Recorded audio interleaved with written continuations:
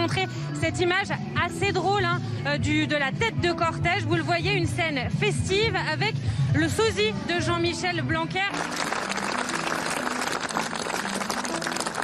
On n'est pas encore au pic de la contamination. Un intermédiaire qui m'a fait effectivement une proposition en me demandant si je serais prêt à arrêter cette enquête pour 15 millions d'euros. Des patients qu'on n'hydrate pas et à qui on donne des gelées parce qu'on n'a pas de poche d'hydratation, des pansements qui ne sont pas faits dans les protocoles parce qu'on n'a pas le matériel. Et ce n'est plus un livre, c'est une bombe.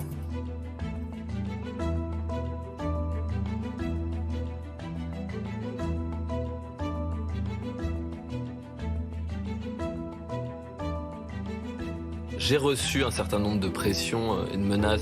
Et effectivement, il est arrivé à la moitié de mon enquête, pas directement par le groupe, mais via un intermédiaire qui m'a fait effectivement une proposition en me demandant si je serais prêt à arrêter cette enquête pour 15 millions d'euros. Nouveau record de contamination battu ces dernières 24 heures. Plus de 500 000 cas positifs dans l'Hexagone. Et sur 7 jours, la moyenne de nouveaux cas dépasse largement celle des autres pays européens. On n'est pas encore au pic de la contamination et donc vraisemblablement il y aura des conséquences ensuite sur les hospitalisations et les soins critiques. Mais compte tenu du niveau de vaccination et de ce qu'on sait maintenant sur ce variant, sans doute moins importante qu'avec la vague de Delta.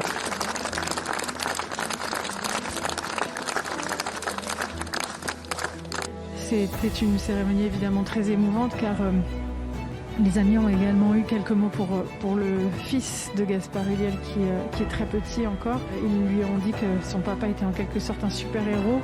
Il se transformait au travers des rôles.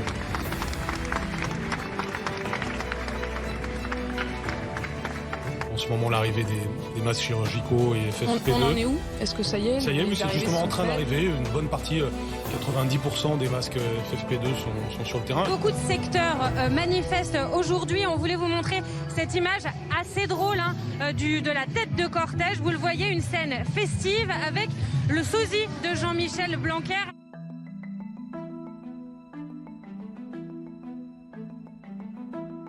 Ces épreuves de spécialité, c'est 2 épreuves qui comptent pour 32% de la note. Elles devaient se passer du 14 au 16 mars. Elles sont reportées de 2 mois, du 11 au 13 mai. Alors pour les élèves qui sont de la zone C, ce sera 2 jours après leur retour de vacances.